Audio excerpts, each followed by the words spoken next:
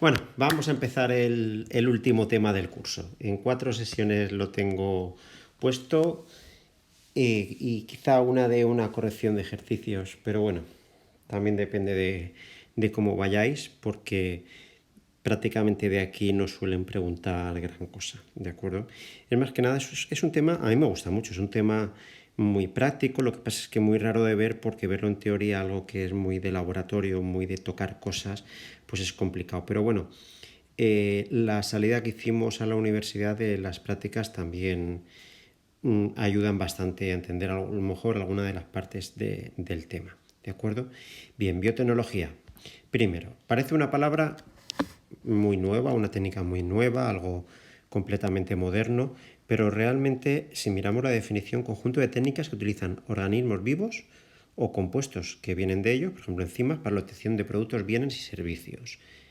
Eso puede ser también lo que llamamos biotecnología tradicional, es decir, fabricar pan. Estamos utilizando, por ejemplo, levadura para la obtención del pan o de una bebida alcohólica, ¿vale? Evidentemente esta biotecnología es bastante antigua, se usa desde hace miles de años, incluso antes de saber que los protagonistas de esos procesos eran los microorganismos. Entonces tenemos procesos de fermentación microbianos, ¿vale? Eh, para alcohol, el vinagre, el pan, el queso, el yogur.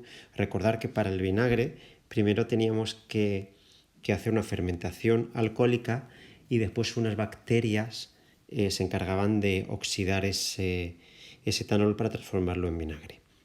Bien,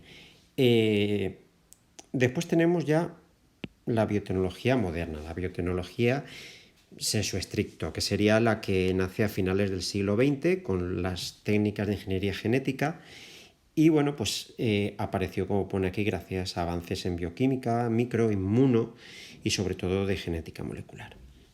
Es decir, replicación del ADN y manejo de esta molécula.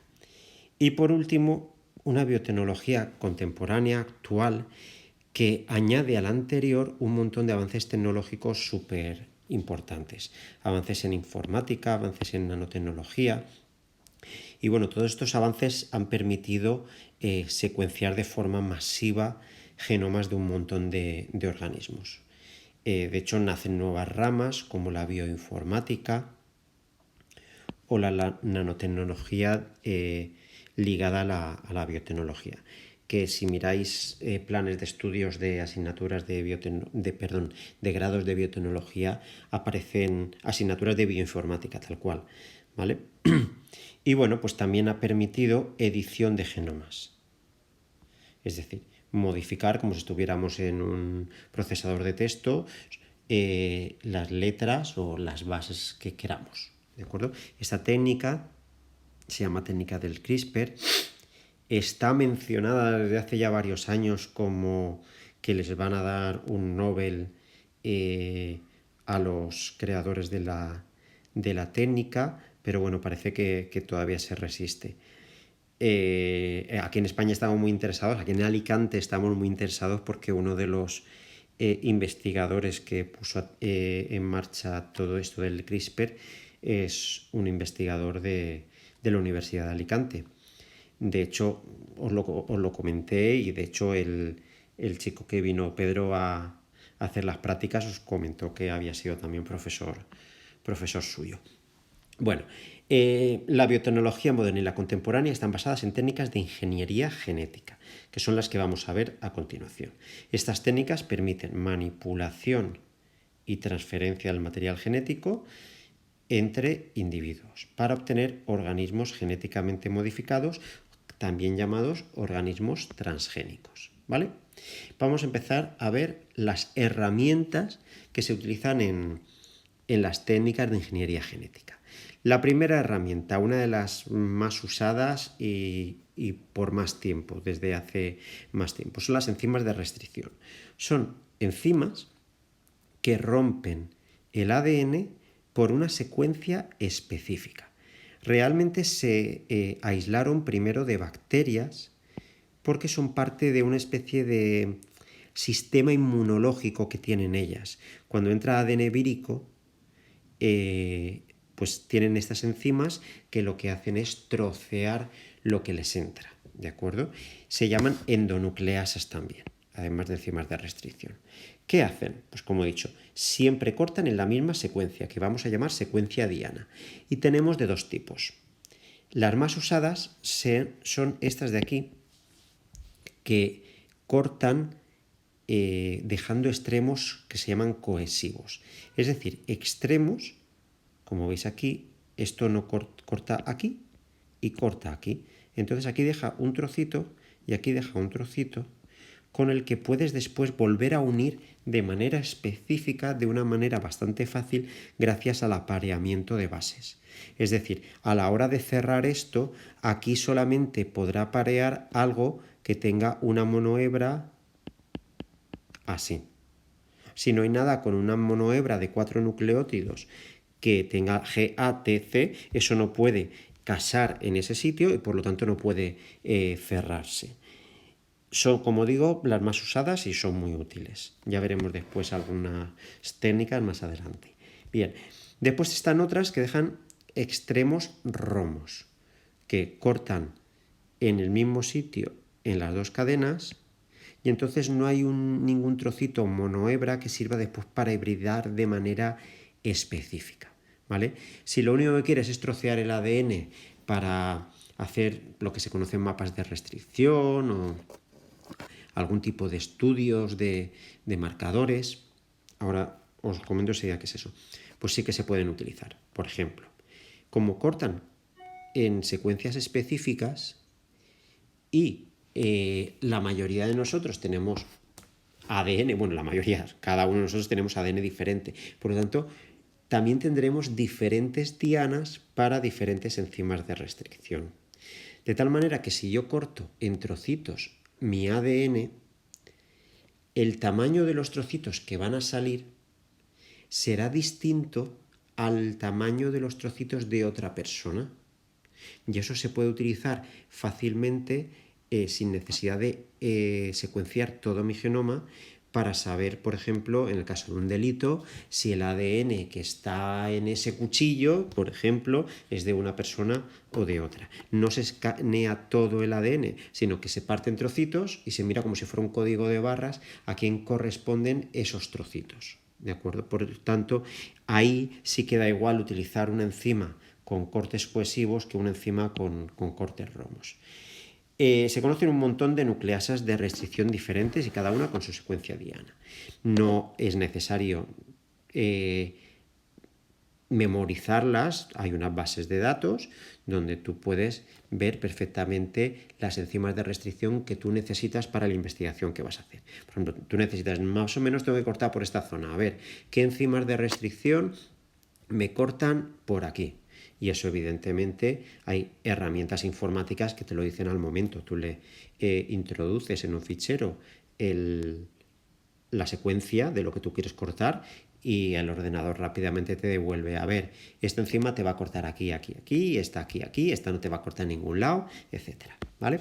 Bien, eso en mapas de restricción es una especie de señalización en un genoma de dónde están las diferentes dianas y cuáles son los distintos trocitos que te puede dar si tú cortas con esa enzima. Bien. Otra herramienta importantísima, las ADN ligasas. Lo que hacen es unir las restrictasas.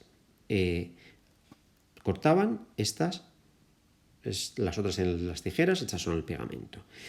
Estas enzimas se utilizan sobre todo, ya las hemos visto, en la replicación, para unir trocitos de ADN, sobre todo cuando teníamos la hebra retardada, esos fragmentos de Okazaki había que empalmarlos uno detrás de otro cuando todo terminaba.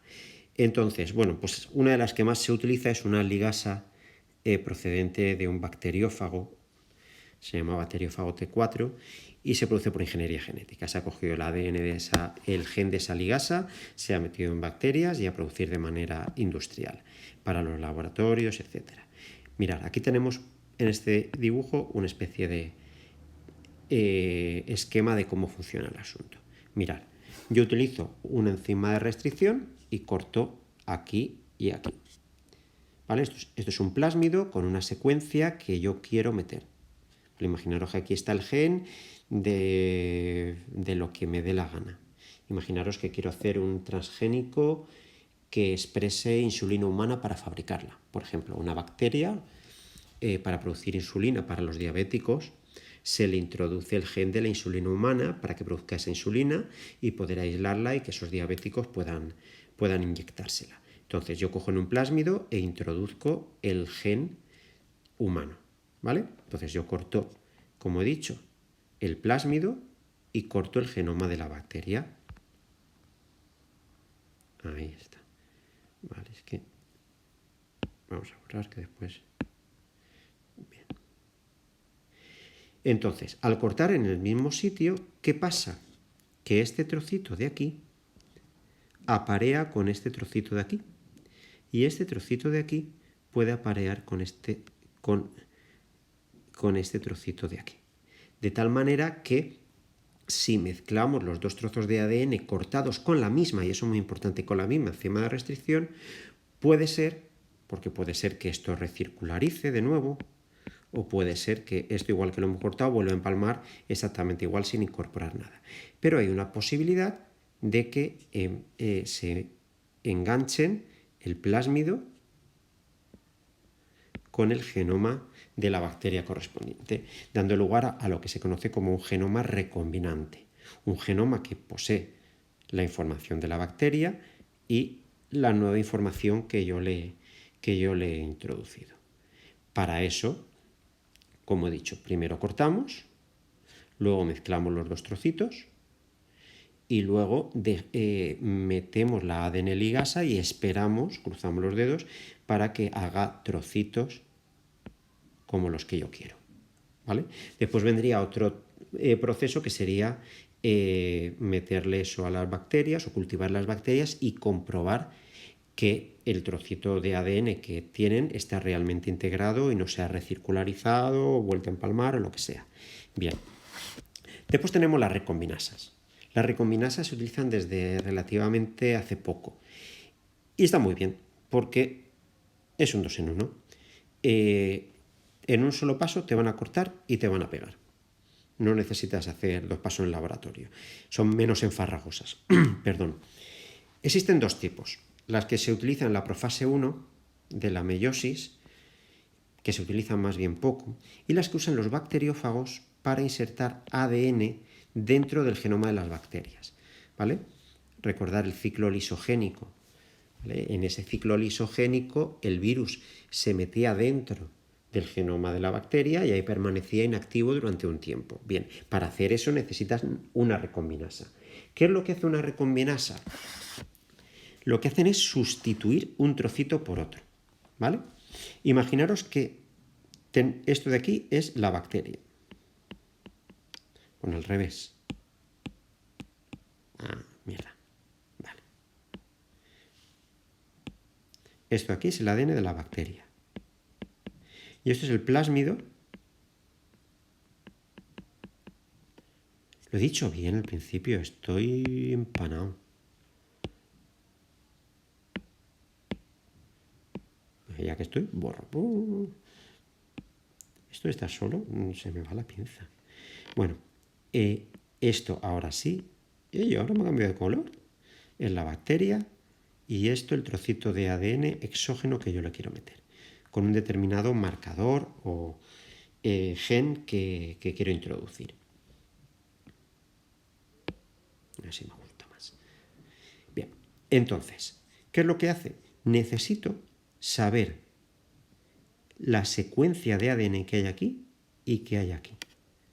Y fabricar un trocito de ADN que tenga la misma secuencia que bordea la zona en la que yo quiero insertar mi trozo y en medio poner el trozo. Esto lo tengo que construir aparte, ¿vale? Pero eso es súper importante. Estos trocitos de aquí y de aquí tienen que coincidir. Entonces, ¿qué hace la recombinasa? Pues aparea los trocitos homólogos y hace un switch. Cambia esto por esto y se queda la cosa así. ¿vale? Muchas veces ni siquiera necesitamos, ¿vale?, que aquí en medio haya algo. A lo mejor con que haya aquí en medio unas poquitas bases me sobra. Yo cojo los dos trocitos de aquí que sean iguales a los dos trozos donde yo quiero meterlo y pam pam y para adentro, ¿vale? Es decir, que puedo hacerlo sin quitarle prácticamente ADN a la bacteria, es decir, añadiendo algo nuevo. Pero esto puede estar bastante bien, por ejemplo, se está estudiando mucho para el tema de, a ver si lo digo, de terapia génica, de intercambiar un alelo erróneo de algunas células que pueden producir algún tipo de patología por el alelo correcto. Entonces llegan ahí, clac, clac, hacen el cambio y arreglado. No es fácil, ¿vale? Hay que llegar ahí, hay que llegar a la célula que tú quieres y eso es lo más complicado de todo. Pero bueno, hay cosas en estudio y con bastante expectativas. Bien. Con el uso de estas últimas, lo que he dicho, podemos insertar un fragmento de ADN dentro de una determinada secuencia o, para hacer esto, insertar el fragmento de ADN dentro de una determinada secuencia. Este target que os he puesto en el dibujito tiene que ser prácticamente nulo. Unas poquitas bases y hago. Pero si lo que quiero hacer es sustituir un fragmento, pues aquí ya tengo que tener el alelo que quiero que desaparezca para poner el alelo bueno. ¿De acuerdo? Bien. Pa'lante. Vamos a técnicas. Ya tenemos el ADN cortado. Quiero saber los diferentes tamaños. ¿Cómo puedo hacer ese estudio de qué tamaño tiene el ADN que yo tengo en el tubito? Pues para eso utilizamos las electroforesis. Las electroforesis las visteis en la salida que hicimos a la Universidad de Alicante. ¿Qué es lo que se hace? Se fabrica un gel con agarosa, también existen geles de poliacrilamida que tienen más resolución, son más tóxicos, son muy cancerígenos, pero bueno, guantes y hago. Y se introducen en una serie de pocitos, de agujeritos en ese flan, esa agarosa queda después como si fuera una especie de flan, transparente o blanquecino, las moléculas de ADN y las sumerges en un medio salino, en un tampón, por el que se hace pasar una corriente eléctrica. Entonces el ADN, como tiene carga negativa, migrará hacia el polo positivo. ¿De acuerdo? Y se irá separando. ¿Por qué? Porque ese entramado de agarosa es como una especie de red que va retrasando a las moléculas a medida que son más grandes. Las moléculas pequeñitas pasan más rápido y viajan a más velocidad y las moléculas más largas se quedan poco a poco retrasadas, ¿vale? Para visualizar después el gen, porque el ADN es invisible, se va a utilizar bromuro de tidio, que es una molécula que se intercala entre las bases y que emite fluorescencia si la iluminamos con luz ultravioleta. El problema es muy cancerígeno porque, claro, también se introduce entre las bases de las células de tu piel y a la hora de replicar esas células, la ADN polimerasa se equivoca porque lo toma como una base más y ya sabemos que eso puede producir inserciones. Y las inserciones cogen la pauta de lectura de las proteínas y las mandan a la mierda. Es decir, tienen muchísimo peligro. De tal manera que hoy se están utilizando alternativas un poquitín menos peligrosas. Por ejemplo, estuve viendo esto, el SafeView. Son un poquito más caras, todo hay que decirlo, entonces también depende de la disponibilidad monetaria de cada laboratorio. Bien, además también introducimos siempre un marcador de ADN. ¿Qué es eso? Es un tubito que nos dan las casas, las diferentes empresas, con una mezcla de ADN de tamaños conocidos. De tal manera que cuando yo lo muevo en el gel de electroforesis me da un patrón de bandas característico con el que yo puedo calcular después aproximadamente el tamaño de mis muestras, ¿vale? Por ejemplo, aquí se ve muy claro. Este sería el marcador, que el marcador ya te dice la casa que te da una banda de 8, una de 5, una de 4, una de 3,5 y una de 1. Vale, pues yo cojo mi ADN desconocido, lo parto con una enzima de restricción y me lo llevo a la electroforesis. Y me da una banda aquí y otra banda aquí. ¿De qué tamaño serán? Pues bueno, pues esta más o menos será de 6 y esta más o menos será de 4. Y se habla de más o menos, ¿vale? Porque aunque aquí nos lo han puesto todo muy bonito, así con una escala lineal perfecta, ni de coña, ¿vale? Fijaros, lo que suele ocurrir, lo dibujo aquí. Es que si aquí está 1, aquí a lo mejor está 5 kilobases, es decir, 5000 bases, a lo mejor el 10 está aquí y el 15 está aquí. Es decir, a medida que aumentan los tamaños, la velocidad no es constante, ¿vale? La velocidad va bajando mucho más rápidamente. De tal manera que los fragmentos grandes se quedan más cerquita y los pequeños son capaces de alejarse más entre sí.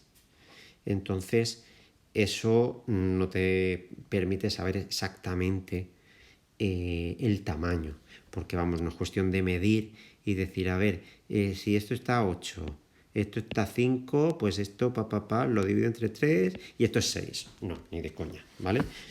Bien.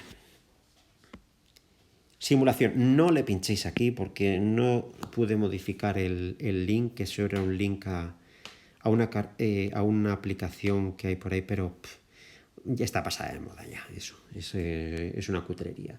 Entonces, os he puesto, como seguramente habéis visto, links a vídeos de YouTube. Os voy a poner 2 links de electroforesis, ¿vale? Y 2 links de la siguiente técnica, ¿vale? Que es el Saucer plot. Bueno. Aquí, la hibridación de ácidos nucleicos. ¿Para qué sirve esta técnica? Sirve para localizar fragmentos específicos de ADN, es decir, con una secuencia dada, ¿vale? Imaginaros que quiero saber si dentro de, por ejemplo, todos estos trozos de ADN está el gen que codifica la enzima no sé qué, ¿vale?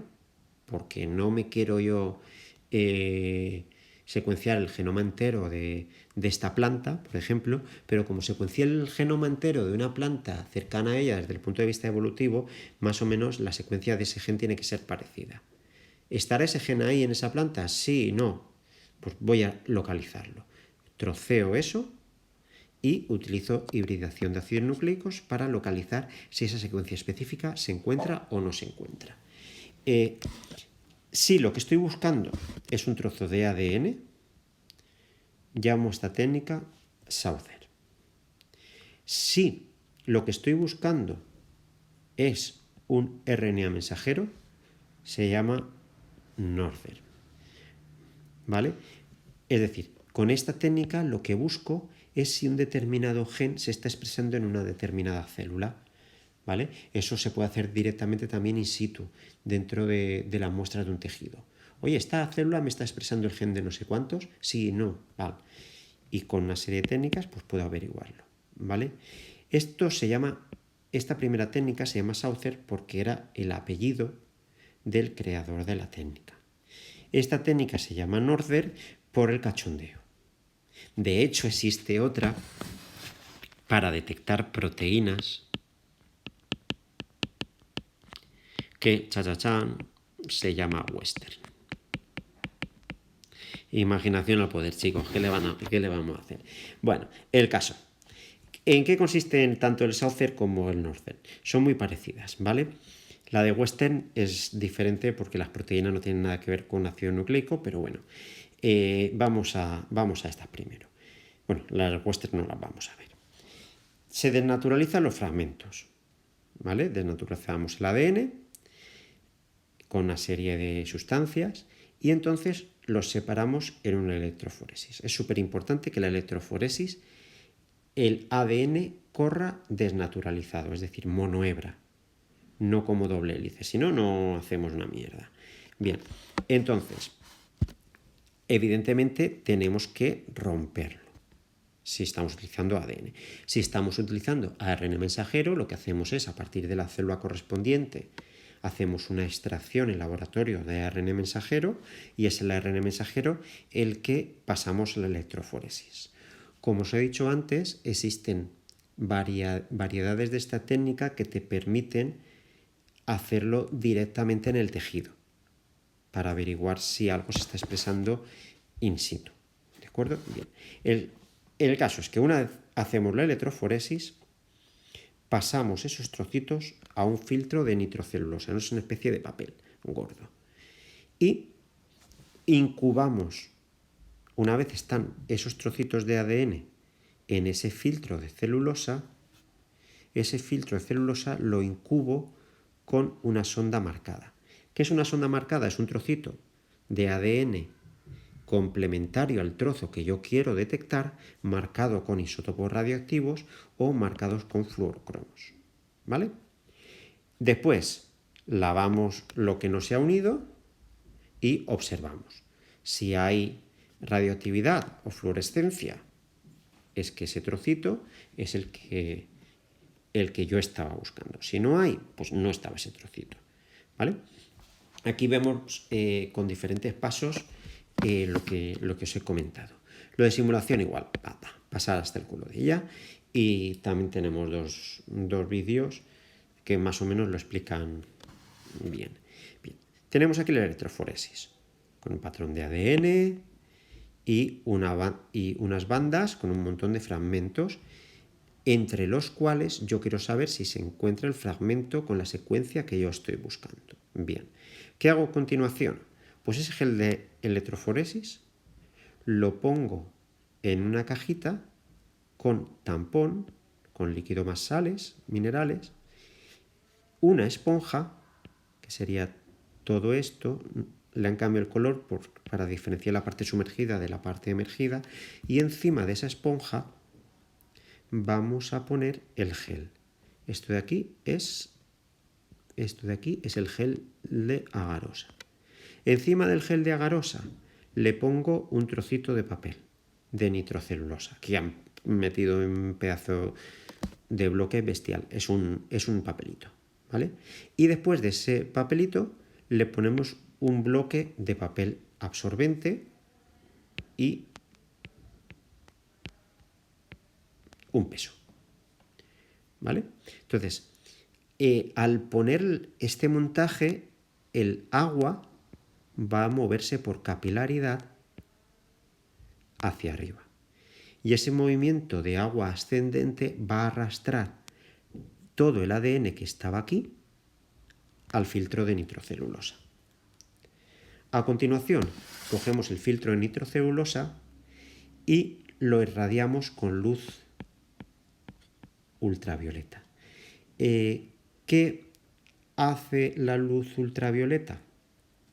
Fija esos trocitos de ADN al filtro de nitrocelulosa. Los ata, los pega como pegamento. ¿De acuerdo?